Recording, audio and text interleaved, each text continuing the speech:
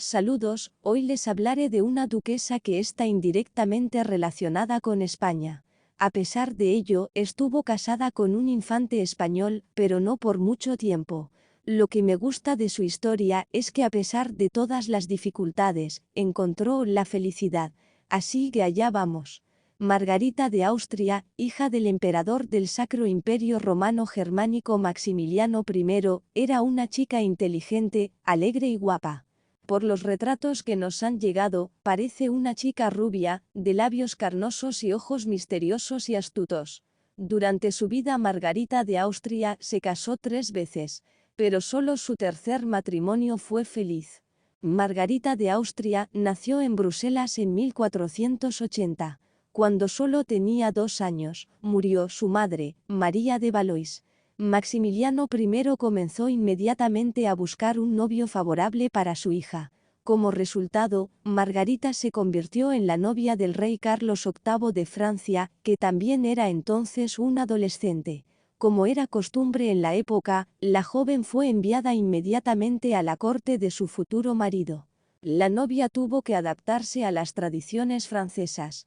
En Francia, Margarita vivió en el magnífico castillo de Amboise rodeada de niñeras, institutrices, damas de honor y caballeros. La novia del rey recibía un trato de realeza. Margarita no tenía necesidad de nada. Sin embargo, en esencia, en Francia, la princesita no era más que un rehén que garantizaba la paz entre los países. Carlos VIII era un joven poco agraciado, pequeño de estatura, raquítico y de nariz larga. Sin embargo, el joven rey encontraba encantadora a su diminuta novia. Margarita no solo se rodeó de lujo, sino que además le dio una buena educación. La duquesa adulta ya se preparaba para convertirse en reina de Francia. Sin embargo, no estaba destinada a casarse con Carlos.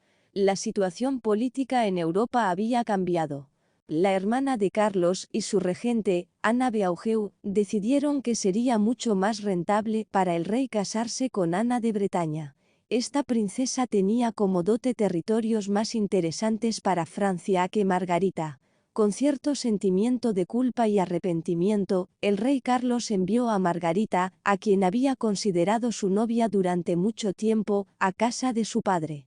Este acto de los franceses enfureció tanto a Maximiliano como a la propia Margarita. Durante el resto de su vida, la princesa tuvo fuertes prejuicios contra Francia y los franceses. También me gustaría añadir que el primer matrimonio fallido de Margarita hizo que el imperio perdiera la parte sur del ducado de Borgoña, que había sido cedida para ella. Los franceses la conservaron enviando a la novia a su país, y Maximiliano estaba encantado de recuperar a su hija y conservar los Países Bajos. El padre de Margarita no estuvo disgustado mucho tiempo por el fracaso matrimonial de su hija. Pronto encontró a la princesa un nuevo novio. Esta vez Margarita se casaría con el infante Juan, hijo de Fernando II, heredero de la corona española. Cuando Margarita se dirigía a España para ver a su marido, su barco fue sorprendido por una tormenta. Todo el séquito de la novia se sumió en un terrible pánico. La gente del barco se preparaba para perecer. Solo Margarita mantuvo el ánimo. La joven duquesa escribió poemas y los cosió a su brazalete para que su cuerpo pudiera ser identificado cuando fuera encontrado. La traducción de estos poemas dice así: has encontrado a Margot, una noble doncella, que ha tenido 2 esposos, pero que nunca ha estado en el lecho conyugal. A juzgar por estos versos, la princesa Margarita no era una muchacha sin humor. La tragedia con el barco de camino a España, afortunadamente, no ocurrió. Margarita llegó sana y salva a la corte de su marido. Chica bonita, por supuesto, de inmediato muy querido infante Juan. Tal vez este matrimonio hubiera resultado feliz. Sin embargo, ya en el momento de la boda Juan estaba enfermo de tisis. 3 meses después de la boda, el infante murió. Unos meses más tarde, Margarita dio a luz a un niño muerto. El rey Fernando, padre de Juan, era conocido en Europa por su avaricia. No queriendo gastar en su nuera, el monarca negó a Margarita la renta de viudedad. Fernando ni siquiera dio dinero a la princesa para que pudiera volver con su padre. Con grandes dificultades, Marguerite consigue llegar al castillo de sus padres. Después, decidió tomarse un descanso de sus fracasos y hacer una pausa en su matrimonio. Pero el calculador Maximiliano, por supuesto, no iba a consentir las rarezas de su hija. Pronto le encontró un nuevo novio. Al principio, Margarita se resistió a la voluntad de su padre, pero cuando supo con quién había decidido casarla, aceptó inmediatamente. Esta vez, el novio de Margarita era de su edad, Filiberto de Saboya. En Europa, este duque recibió el sobrenombre de Hermoso. Filiberto no solo tenía un aspecto agradable, sino también un carácter amable y alegre. La carismática y audaz Margarita y su prometido encajaban perfectamente el uno con el otro. Además, Filibert era amigo de la infancia de Margarita. Como primo de Carlos VIII, se crió junto a ella en Francia, en el castillo de Amboise. La boda del duque y la princesa se celebró muy discretamente, casi sin invitados, en un pequeño monasterio de los valles de Saboya, en el invierno de 1501. A partir de entonces, Margarita comenzó una vida alegre y llena de acontecimientos agradables. La pareja organizaba bailes juntos, cazaba, se divertía y organizaba torneos de justas. Filiberto siempre estaba de buen humor y no reparaba en gastos para su esposa. El pueblo amaba a su buen duque. Sin embargo, a Filiberto no le gustaba ocuparse de los asuntos públicos. Margarita era una muchacha con más fuerza de voluntad y más ambiciosa que su marido. Duquesa muy disgustado de que los asuntos del ducado se dedica a la mitad, hermano Filibert, René, quien fue apodado el bastardo Gran Saboya.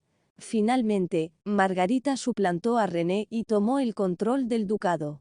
Acusado de traición y malversación de fondos, René huyó al extranjero. Margarita demostró en Saboya ser una gobernante sabia que se preocupaba por sus súbditos. Los años de su reinado y el de Filiberto se convirtieron en un periodo de paz y serenidad para los saboyanos. Sin embargo, la felicidad familiar de los duques no duró mucho. En una ocasión, durante una cacería, el impulsivo Filiberto bebió por descuido agua helada de un manantial, contrajo pleuresía y murió. Era el tercer año después de la boda. Margaret tenía entonces 24 años. La muerte de su marido fue un duro golpe para la duquesa. Construyó un gran convento con una hermosa iglesia en los terrenos que le habían sido cedidos como renta de viudedad. La arquitectura gótica de la iglesia, poco típica de Saboya, hizo las delicias de sus súbditos. Marguerite, que seguía siendo una mujer joven y atractiva, recibió más de una proposición de matrimonio. Pero la duquesa no volvió a casarse. En su lugar, a petición de su padre, sustituyó como madre a los desafortunados hijos de Juana la Loca, sus sobrinos. Juana era la esposa del hermano de Margarita, Felipe el Hermoso. Tras la muerte de Felipe, enloqueció y fue recluida en el castillo de Tordesillas, donde vivió más de 40 años. Al mismo tiempo que criaba a sus sobrinos, Margarita se ocupaba de gobernar los Países Bajos.